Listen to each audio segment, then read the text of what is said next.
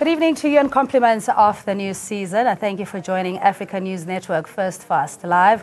My name is Cindy Mabi and this is our top story. Government has announced the salary hike for kings and queens for the 2018 financial year, and the 13 respective royal houses will receive a 4.5% salary increase. Senior traditional leaders can now expect an 8% salary hike for the year. The hike takes the salaries of kings and queens from 1.26 million rand to 1.76 million. This comes after the 2017 pay freeze, which saw some kings complain to government. The hike is in line with the increases of ministers, members of parliament and other senior government officials gazetted late last year. In 2010, South Africa recognized 7 royal families following a recommendation by a traditional leader commission that South Africa lose 6 of its kings and queens. Of the 13 recognized the traditional kingdoms, only 7 will remain once the current incumbent rulers of the identified kingdoms have passed on. And we go to my colleague Yurapetsi Hlophe for more on the traditional leaders' salary increase story. Let's take a look first of all at what the announcement actually says in detail. Well, the kings and queens' salaries will be increased by a 4.5% in this year 2018. What this means is that their salaries will increase from 1.26 million rands to 1.76 million rands. The senior traditional leaders will have an 8% salary increase. Let's take a look now at the breakdown of all of these increments in more detail. Now, the kings and queens are getting a 4.5% salary increase, increasing their salaries from about 1.1 million rand to just over 1.176 million rands. The chairpersons of the National House of Traditional Leaders are getting a 5% salary hike, moving their salaries from 817,000 rands to just above 858,000 rands. And for a full-time chairperson of the Provincial House of Traditional Leaders, they also get a 5% increase, but theirs moved from 673,000 rands to about 707,000 rands. Moving now to the deputy chair of the National House of Traditional Leaders, they get a 5% salary hike, which will move their salary from 625,000 rands to about 656,000 rands. For the full-time deputy chairperson of the Provincial House of Traditional Leaders, they get a 5% hike as well, moving theirs from 577,000 rands to 606,000 rands. And lastly, on this page, the full-time member of the National House of Traditional Leaders will get a 6% salary increase, increasing their salary from 356,000 rands to 378,000 rands. Now, moving to the full-time members of the Provincial House of Traditional Leaders, they will get a 6% salary hike, moving their salaries from 305,000 rands to about 324,000 rands. For the senior traditional leaders, they will get an 8% salary hike, moving their salaries from about 228,000 rands to approximately 246,000 rands. Lastly, the headmen and headwomen are going to enjoy an 8% salary hike as well, moving their salaries from 96,000 rands to approximately 106,000 rands.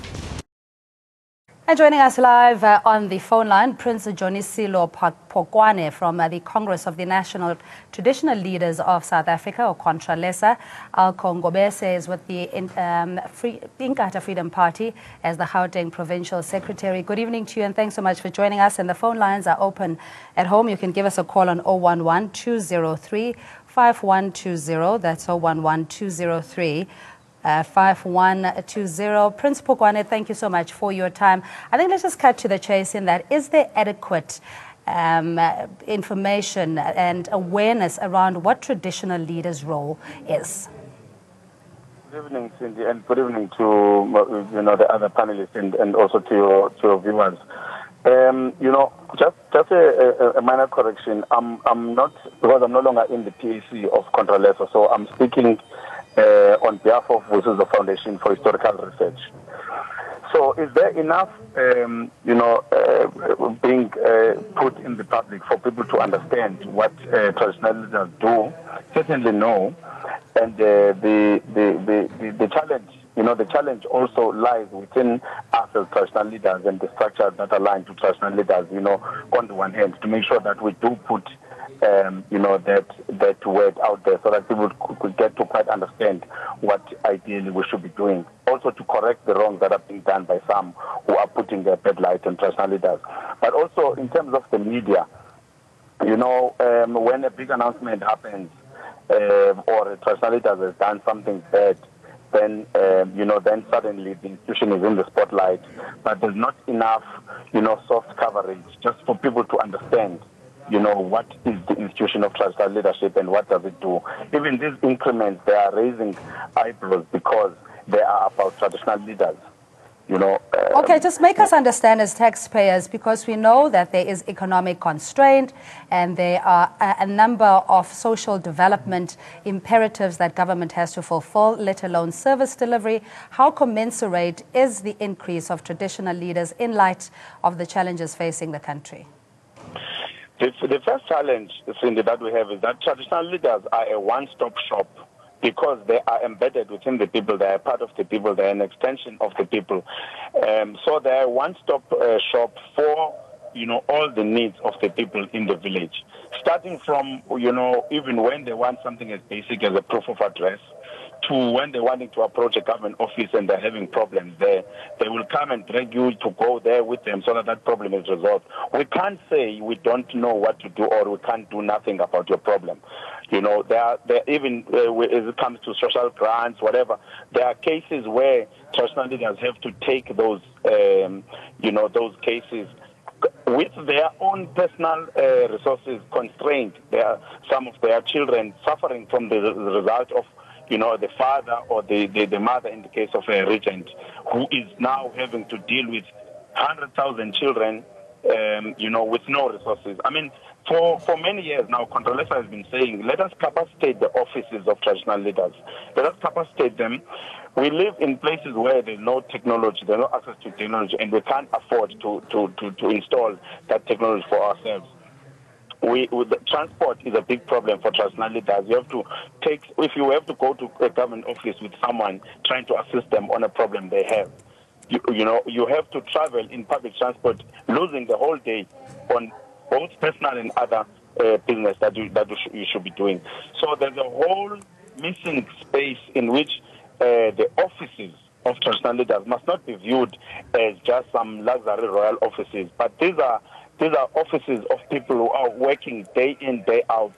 At 1 o'clock at night, when they knock at the door and say a tragedy has happened in the village down there 10 kilometers away, you have to walk there in the middle of the night and sound a cry, which you call umkhosi, a war cry, and go there and make sure you gather men to go and attend to this issue now. You can't say no, but you must call the police. They say they will arrive in the morning, therefore I'll go there in the morning. So I think there's a very little understanding out there, as you were pointing out with your question, a little understanding of what the traditional leaders actually do, and the fact that they're working through the clock, but they're working, with barely nothing to work with. Even the stipend that they're getting from government, which now is being put in the spotlight because of these small increments. That stipend is not enough even to care for their children. You can't go and work, when you know the burden that you have with the people that you are entrusted with. All right, Prince Pokwana, please stay on the line. We have Mr. Ngobese from the Inkatha Freedom Party, Gauteng Provincial Secretary. Mr. Ngobese, thanks so much for your time. Would you say that this is really a battle for survival in the sense of preserving the African heritage, culture and identity, and why we still question the relevance of traditional leaders? No, absolutely, and good evening to your listeners as well.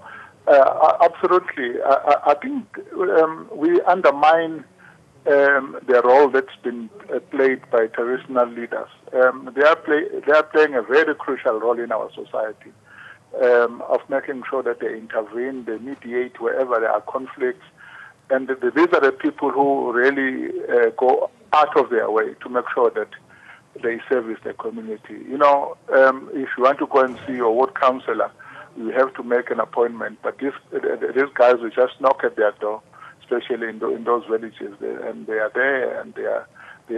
In fact, they are helping quite a big deal in reducing crime in our society, and also the bloodshed that could have happened in particular areas. So their role is very, very paramount as far as the Inkatha Freedom Party is concerned, and the stipend that they are getting does not even come close to what they do in servicing the community. Mr. Ngubese, please stay on the line. Prince Pokwane, just in light of the diversity that South Africa finds itself, a very unique melting pot of various cultures, subcultures, nuanced in basically how people interpret what the value of traditional leaders is. Is there a way of streamlining government service delivery and incorporating traditional leaders better to service the South African community and not necessarily the constituencies within their various rural spaces? Yes, there is, and an attempt is being made, Cindy. You know, it's not all bad, but I like to always point out that we must look on both sides of the coin. You see, government can only do so much in trying to, you know, to meet traditional leaders halfway in terms of how traditional leaders do their work.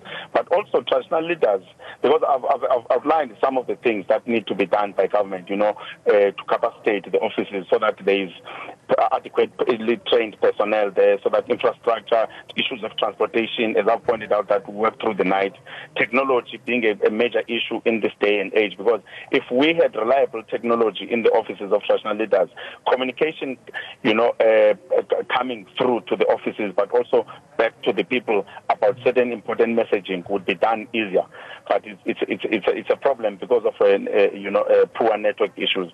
But now on the side of traditional leaders as well, there has to be an emphasis in going to school. We have to really emphasize the issue of traditional leaders need to make sure that they go to school.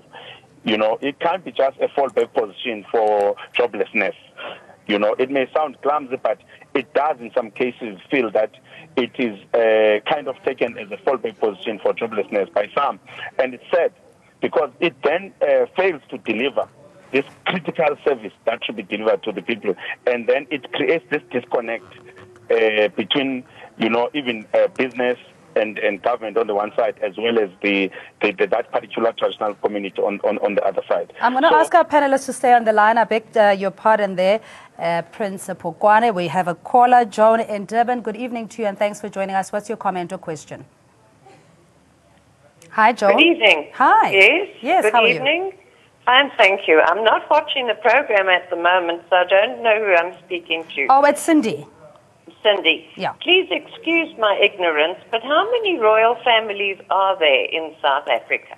13 that are recognized, and there could be many others because it's a continued process and depending on the succession process thereof, Okay. John. So there's 13 that we know of. 13. And can you please tell me what contribution they make to our country? All right, just stay listening, Joan. It was answered, but I'll just ask Prince Pokwane and Mr. Ngobese to listen. And is that your only other question, or will you listen on the TV? All right. And well, if I knew the answer to that, perhaps I would know. I wouldn't ask the other question. I'm wondering why our government has to give them an increase. Mm-hmm. If I knew what contribution they made to our country. All right, point taken. Let's ventilate that with our panelists. We'll start with you, Prince Pokwane. Again, how do you justify a salary increase, let alone that, but remuneration generally for traditional leaders? I think, Cindy, also, you know, for your caller, it should be first to understand that this is not a salary. Traditional leaders are not being paid a salary. We don't see it as a salary. We see it as a stipend. We have a duty. We are duty bound morally, materially, and otherwise to serve our people throughout, you know, through the clock. On a 24-hour basis. As I was outlining that, we get woken up at 1 o'clock a.m. to address a particular issue. As soon as they see you are around, even if you are away for a few days, at 6 o'clock in the morning, they're there because they know that and you know you are duty bound, you have to do this so that, you know, the rest of the things can happen from there. So we don't get a salary. Traditional leaders don't get a salary, they get a stipend. And now an adjustment like this one that is being made, you know, from an economic point of view, you can start looking at it on an inflation basis, and then you take it from there. You say, if this person is working 40 hours a week, normal work, you know, people work 40 hours a week. If traditional leaders were to work a 40-hour week, how much work can we do in terms of preserving and promoting our traditions and cultures?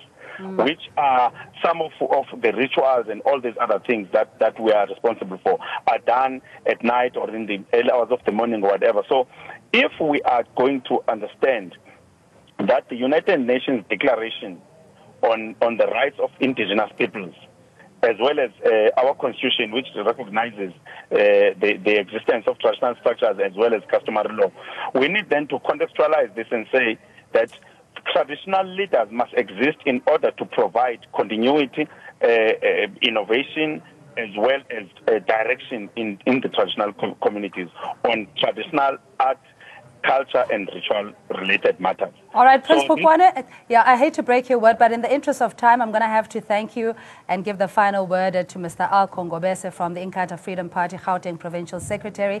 Just in response to the caller's question, very briefly, obviously not being of indigenous or rather, African nativity as such, how do you explain to non-African or non-black or white South Africans what the relevance of traditional leaders are in the greater scheme of things? Well, thank you. Traditional leaders are playing a very important role in our society. I think the Prince has alluded to some of the issues that they do every day. We have reed dance every year which is done by our own king, the Zulu king, which is also morally contributing to our societal cohesion as far as the Inkatha Freedom Party is concerned. So there is a lot that the traditional leaders are doing. They are not even paid a salary. I must emphasize that it's a stipend that they are getting, which is far less than what they do on a daily basis. So I really, on behalf of the Inkatha Freedom Party, and say we appreciate the work that traditional leaders are doing, including Izinduna and Amakosi, to make sure that there is peace and stability in our country. All right, Mr. Ngobese, thank you indeed for your time. Of course, our panelists on the phone line and Joan calling in as well, seeking clarity that royal or traditional leaders will get a salary increase of 4.5%. And there's, of course, continued reform in that particular space to ensure that communities benefit from the presence of traditional leaders.